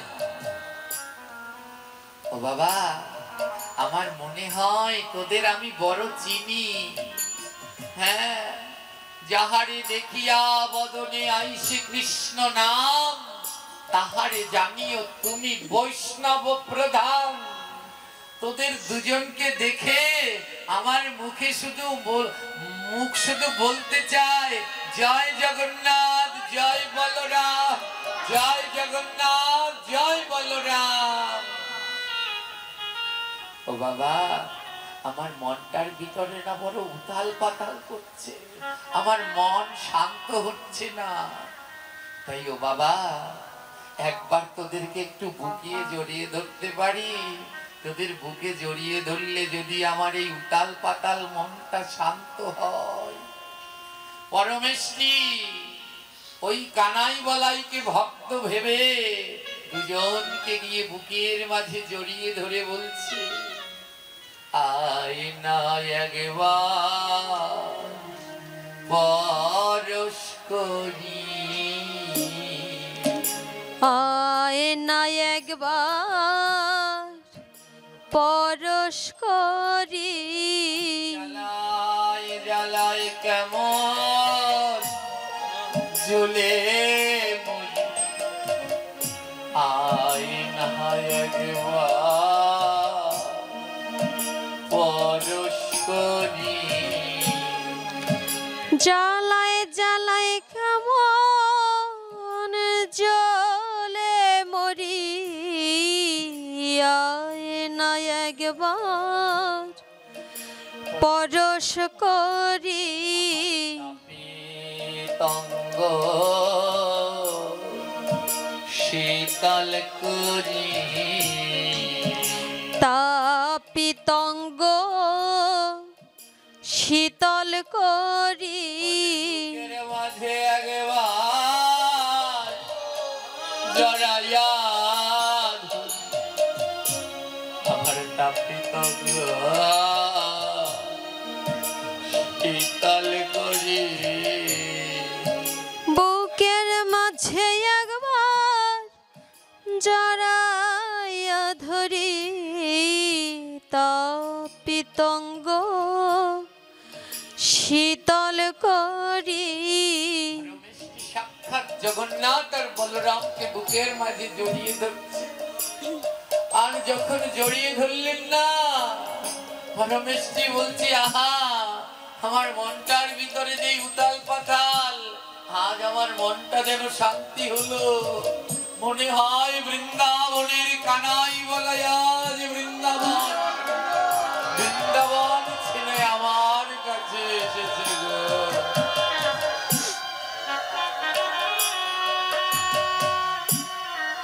বসতে আসন দিল, বসো বসো বাবা বসো। কি মিষ্টি খাবে? আজ তো আমার দোকানে রসগোল্লা পান্তুয়া আর নেই। জগন্নাথ বলরাম বললেন, ও বাবা আমাদের ওই সন্দেশ দাও। সন্দেশ দিল। আমার 10টা সন্দেশ হয়েছে, দুজনকে দুটো দুটো করে 4টা দিল, আর 6টা রেখে দিল, বলেন 6টা বিক্রি করব। এই 6টা বিক্রি করে যে টাকা হবে তা দিয়ে আবার কাল ছানা কিনবো। ওই 4টা সন্দেশ যখন জগন্নাথ আর বলরাম খাচ্ছে, জগন্নাথের 2 নয়ন থেকে টপ টপ করে জল ঝরছে। দুটো সন্দেশ খেয়েই বলছে, বাবা আমার পেট ভরেনি, আরো দুটো দাও, আরো দুটো দাও। উপর থেকে রাধারানী বলছে, নৌকা নাই, কত মিষ্টি খেলে, আজ চেয়ে খেচ্ছ, চেয়ে খাচ্ছ তুমি। বলে, রাধে কত বৃন্দাবনে ছানা মাখন খেয়েছি, কিন্তু কেউ এমন নয়নের জল দিয়ে আমায় দেয়নি। 2 ভাই 8টি সন্দেশ খেলেন, বাকি রইল কয়টা? কানাই বললেন, বলছেন, পরমেষ্টি বাবা ওই দুটো সন্দেশ একটা কাগজ পাতায় পেঁচিয়ে দাও, আমাদের একটা বোন আছে, বোনের জন্য নিয়ে যাব। 10টা সন্দেশই দিয়ে দিলেন। জগন্নাথ বললেন, দাম কত? পরমেষ্টি বলে, লাগবে না। কেন? কতজন ফ্রিতে খেয়ে গেল, আর যাদের দেখে আমার হৃদয় জুড়ালো তাদের কাছ থেকে দাম নেব? না না বাবা, দাম দিতে হবে না, তোমরা চলে যাও। জগন্নাথ বললেন, দেখছিস দাদা, কালকে ছানা কেনার পয়সা নেই, আর আজ দাম নিতে চাচ্ছে না। জগন্নাথ বলে, দেখো আমার বাবা মায়ের শিক্ষা, কারো কাছ থেকে বিনামূল্যে খেতে নেই, তুমি দাম রাখো। দাম কত? দোকানদার বলে, না আমি কিছুতেই দাম রাখবো না। জগন্নাথ বলে, বেশ, দাম যদি না রাখো। জগন্নাথ তার হাত থেকে হীরার আংটি খুলে আর বলরাম তার হাত থেকে হীরার আংটি খুলে দিলেন, নাও, দাম রাখবে না তো এই আংটি দুটো রেখে দাও। পরমেষ্টি ভগবানকে বলছে, আমাকে ঠকাচ্ছ? হ্যাঁ, 1 পয়সার মিষ্টি খেয়ে হীরার আংটি দিচ্ছ, আমি বোকা? একে বলে ভক্ত। হ্যাঁ মামা, আমাদেরকে যদি কেউ ওই ভুল করে 10 টাকার বদলে 100 টাকা দেয়, আমরা তাড়াতাড়ি করে লুকিয়ে নিই, হ্যাঁ ও লোকটাই বলো 10 টাকা না দিয়ে 100 টাকা দিয়ে দিয়েছে। আর ভক্তকে দেখুন, ভক্ত বলছে, আমায় বোকা পেয়েছো, খেয়েছো 1 পয়সার, দিচ্ছ হীরের আংটি। আমাদের দিলে তাড়াতাড়ি হীরের আংটি লুকাতাম। পরমেষ্টি বলছে, হীরের আংটি দিলে কেন? বলরাম অঝোর ধারায় কাঁদছে, ওরে জগন্নাথ, এ তোর কেমন ভক্ত রে? হ্যাঁ, এই এত প্রেম, এত নিষ্ঠা, এত সৎ। জগন্নাথ বলছে, দেখো পরমেষ্টি, আমাদের কাছে তো 1 পয়সা নেই, তুমি হীরার আংটি দুটো রেখে দাও। একটা কাজ করবে, তোমার কাছে যদি আবার অন্য কেউ মিষ্টি কিনতে আসে, তারা যদি আবার তোমায় দামি জিনিস দেয়, তার বদলে তুমি আবার এই হীরের আংটি তাদেরকে দিয়ে দিও, তাহলেই হয়ে গেল। বললে, তা ভালো বলেছো, তাহলে রেখে দেই, কেউ যদি আবার দামি জিনিস দেয় তার বদলে এটা তাকে ফিরিয়ে দেব। ডয়ারের ভিতরে হীরের আংটি দুটো রেখে দিলেন। জগন্নাথ বলরাম দুটো সন্দেশ শাল পাতায় পেঁচিয়ে বোন সুভদ্রার জন্য নিয়ে গেলেন। পরের দিন সকালে রানীমা মন্দির দর্শন করতে এসেছেন। যেই জগন্নাথকে প্রণাম করতে গিয়েছে দেখে জগন্নাথের চরণের কাছে হীরের আংটি দুটো নেই। রানীমা পান্ডাদের ডাকলেন, হীরের আংটি কোথায়, হীরের আংটি কোথায়?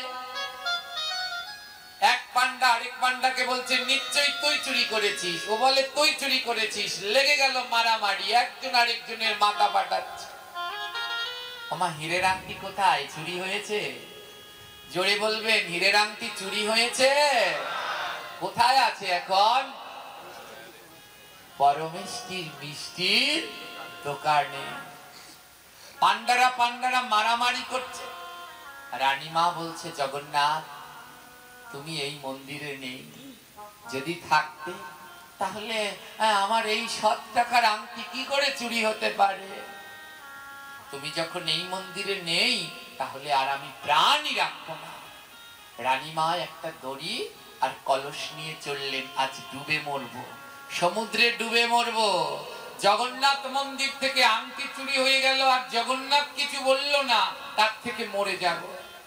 এর জন্য দড়ি আর কলসি নিয়ে মরতে যাচ্ছে। ওমা আদৌ আংটি চুরি হয়েছে? বোন সুভদ্রা বলে ও দাদা মাসি তুই মরতে যাচ্ছে দড়ি কলস নিয়ে। জগন্নাথ বলে চিন্তা করিস না বোন, আমি যাচ্ছি।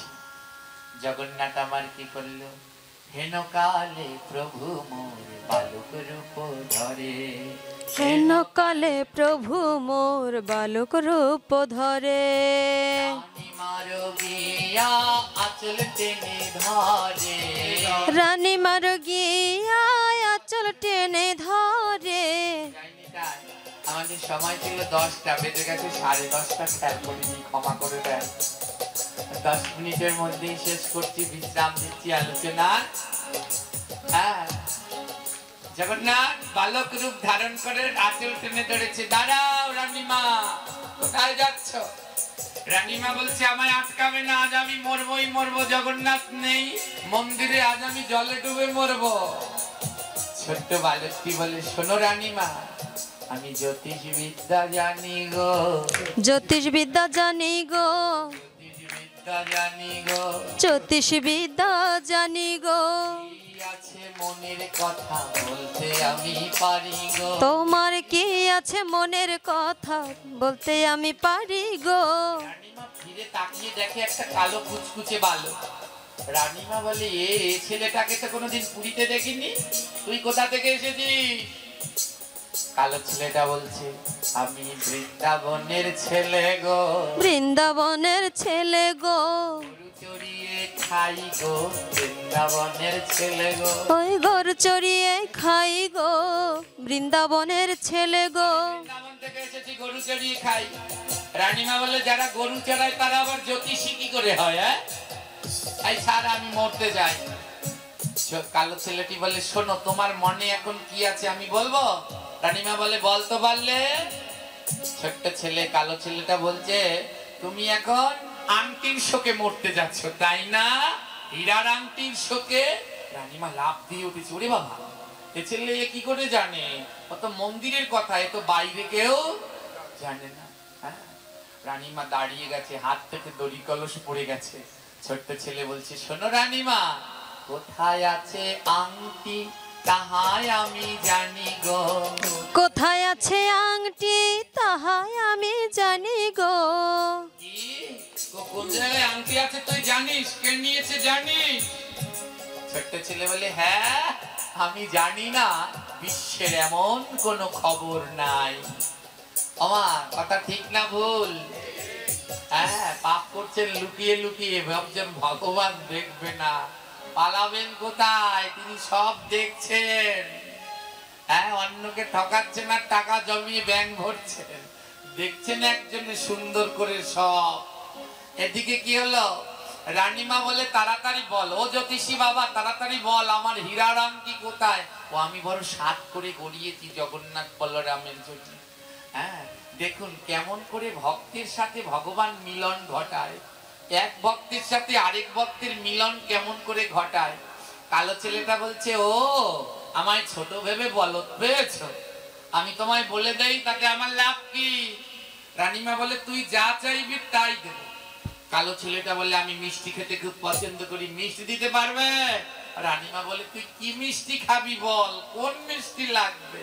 কালো ছেলেটা বলছে আমি সব মিষ্টি খাই না, সব মিষ্টি খাই না, তার হাতে খাই না, যার তার হাতে খাই না, যার তার হাতে খাই গো, যার তার হাতে খাই না, যার তার হাতে খাই গো, যার তার হাতে খাই না, যার তার হাতে খাই না, কিন্তু যে আমার আমি তার হাতে খাই।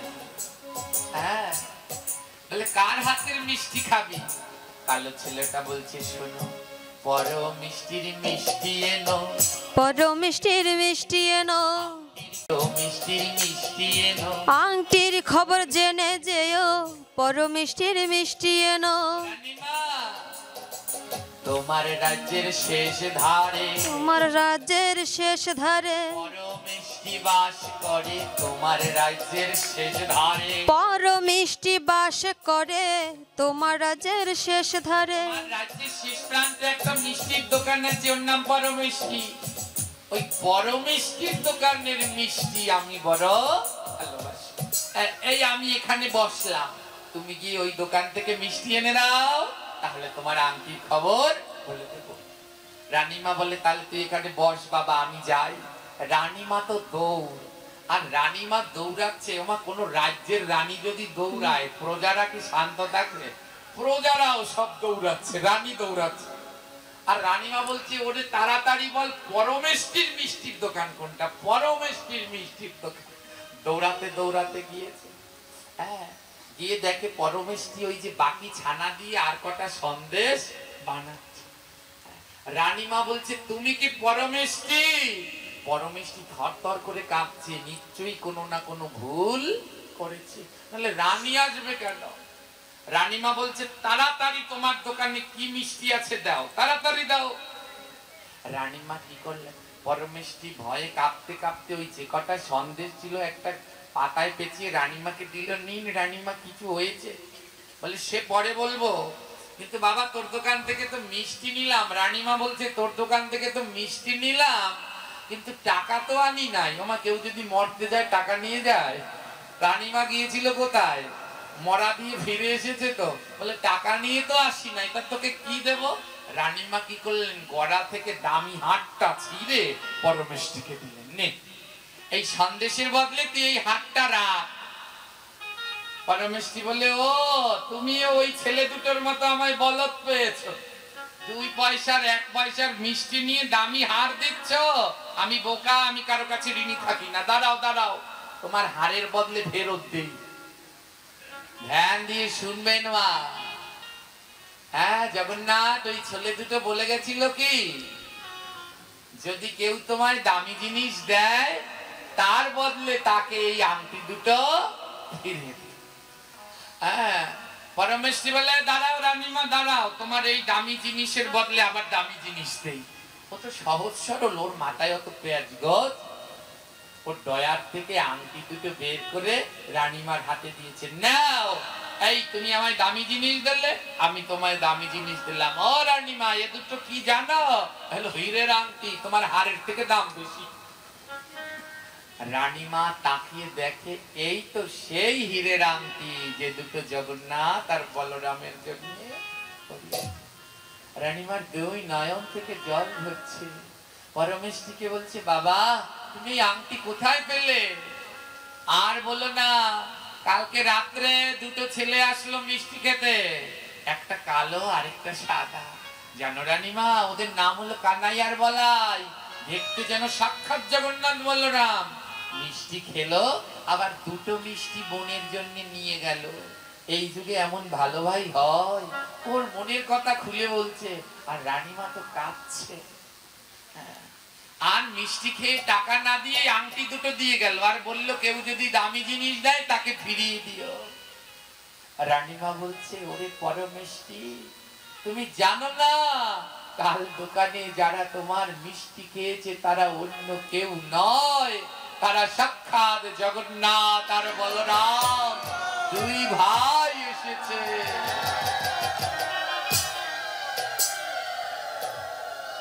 পরমেষ্টিও কাছে কাঁদছে, রানীমাও কাঁদছে।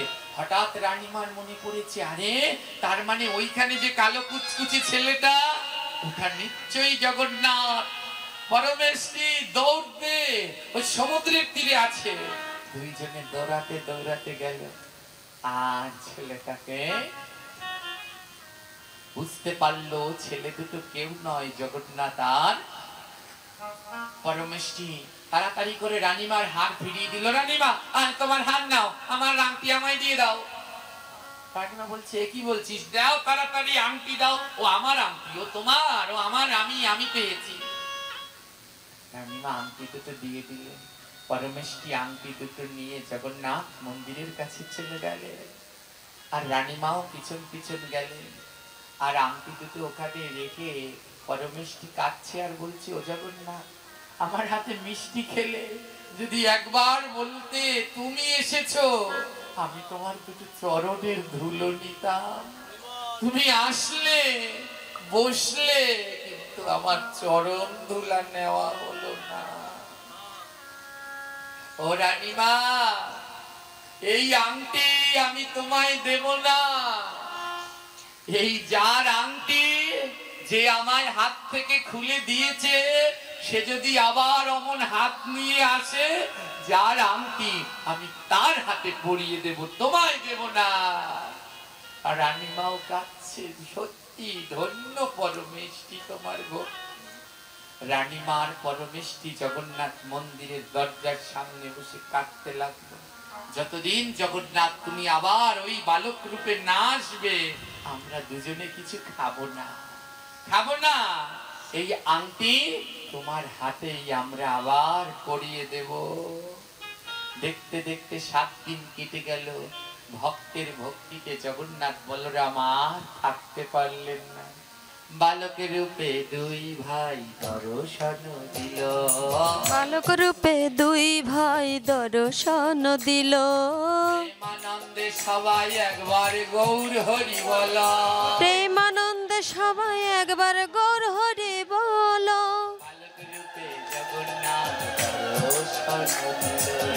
বালক রূপে জগন্নাথ দর্শন দিল। এসেছি ও পরমেশটি, ও রানীমা, এসেছি। এই নাও, হাত পেতে দিলাম, আংটি পরিয়ে দাও। আজ সেই হীরের আংটি। রানীমা বলছে, পরমেশটি তুমি পরিয়ে দাও। পরমেশটি বলে, না রানীমা, তুমি 7 করে বানিয়েছো, তুমি পরিয়ে দাও। আজি জগন্নাথের হাতে আংটি যে পরালো, জগন্নাথের হাতে আংটি যে পরালো, নারী গণে উলুধ্বনি দিল, নদিয়ার নারী গণে উলুধ্বনি দিল।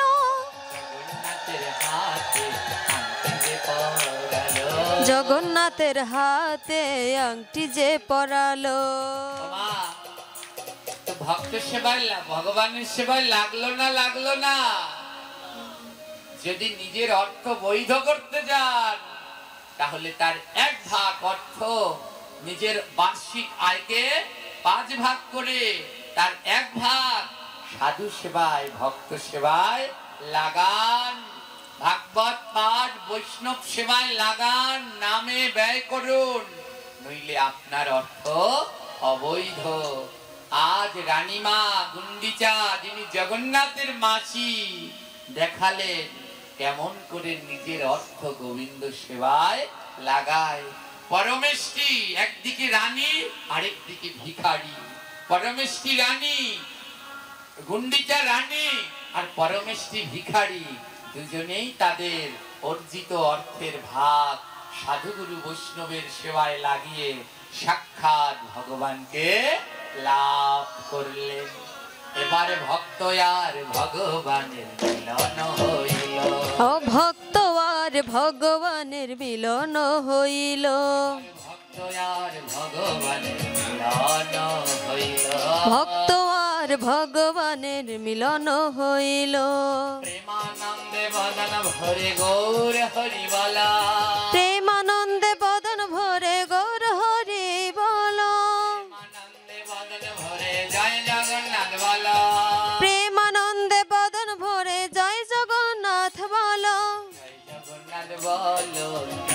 চলে চলো জয় জগন্নাথ বলো নীলাচলে চলো জয় বলরাম বলো নীলাচলে চলো জয় বলরাম বলো নীলাচলে চলো যাত্রা সবাই বলো জয় জগন্নাথ বলো নীলাচলে চলো তোমরা জয় জগন্নাথ বলো নীলাচলে চলো বলরাম বলো নীলাচলে চলো জয় বলরাম বলো নীলাচলে চলো